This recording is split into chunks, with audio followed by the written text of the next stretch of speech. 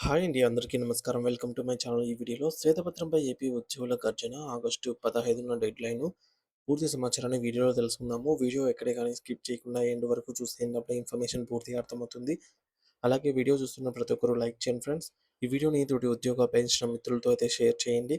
కొత్తగా మన ఛానల్ చూస్తున్నవారు ఇంకా ఎవరైనా సబ్స్క్రైబ్ చేసుకోకపోతే వెంటనే మన ఛానల్‌ని సబ్స్క్రైబ్ చేసుకోండి.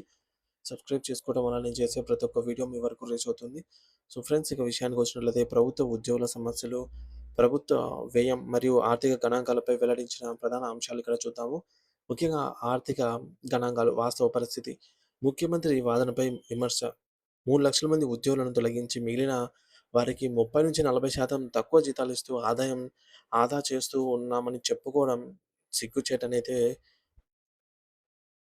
విమర్శించారు. సో 30 ఏళ్ల గణాంకాలు. 1994 నుండి నేటి వరకు రాష్ట్ర ఆదాయంలో ఉద్యోగుల కోసం, జీతాల కోసం ఖర్చు స్థిరంగానే ఉంది. 1994, 95లలో రెవెన్యూ ఆదాయంలో జీతాల ఖర్చు మొత్తం 49.7%. మొత్తం ఖర్చులో అయితే ఇది 33.8%గా అయితే ఉండేది. అలాగే 2023, 24లో రెవెన్యూ ఆదాయంలో జీతాల ఖర్చొచ్చేసి 51.38%. మొత్తం ఖర్చులోనే ఇది 38.9%. దీని ప్రకారం గత 30 ఏళ్లుగా జీతాల ఖర్చు రెవెన్యూ విషయంలో 45-50% మధ్య, మొత్తం వ్యయంలో అయితే 35-40% మధ్య ఉందని జీతాల ఖర్చులు ప్రభుత్వం చెబుతున్న 95% లెక్క తప్పని అయితే స్పష్టం చేశారు. అయితే కరోనా కాలం, గత ప్రభుత్వ నిర్ణయాలు 2019-21 మధ్య కాలంలో ఆదాయం తగ్గి ఖర్చు పెరగడానికి కరోనా సంక్షోభమే కారణము. అంతటి కష్టకాలంలో కూడా గత ప్రభుత్వం 27% ఐఆర్ ఇచ్చిందని, 23% ఫిట్‌మెంట్‌తో పీఆర్స్ అమలు చేసిందని గుర్తు చేశారు. సో, ప్రస్తుత ప్రభుత్వం విలాసవంతమైన ఖర్చులు, ఉద్యోగుల జీతాలు, డీఏలు ఇవ్వడానికి డబ్బులు లేదంటున్న ప్రభుత్వం ఇతర అంశాలకు భారీగా ఖర్చు చేస్తోందని ఆరోపించారు. మంత్రుల ప్రయాణాలకు స్పెషల్ ఫ్లైట్లు, అమరావతి భవనాల అద్దాల కోసం, బ్యూటిఫికేషన్ కోసం 2,500 కోట్ల నుండి 5,000 కోట్ల వరకు వ్యయం. అలాగే ప్రతికాదిపతుల వర్ధంతి కార్యక్రమాలకు, అలాగే యోగాంధ్ర వంటి ఈవెంట్లకు వందల కోట్లు సొంత విలాసాలకు ఖర్చు చేస్తూ ఉద్యోగుల విషయంలో మాత్రం ఆర్థిక సాకులు చూపుతున్నారని విమర్శించారు.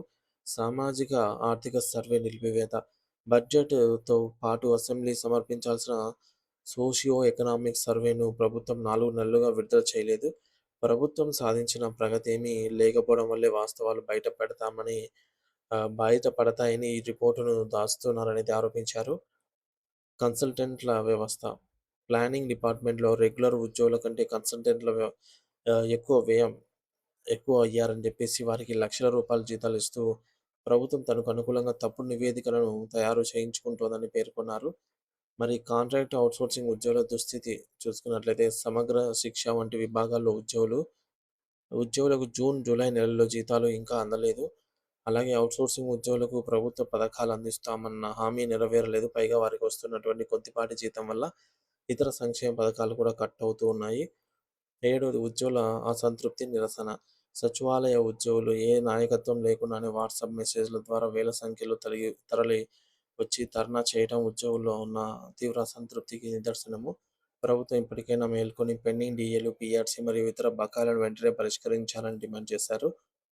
సో, పిలుపు. నాయకులు ఎవరనేది ముఖ్యం కాదు, సమస్యల పరిష్కారమే లక్ష్యంగా ఉద్యోగులందరూ కూడా ఐక్యంగా పోరాడాలని, ప్రభుత్వం స్పందించకపోతే నిరసన కార్యక్రమాల్లో పాల్గొనాలనైతే పిలుపునిచ్చారు.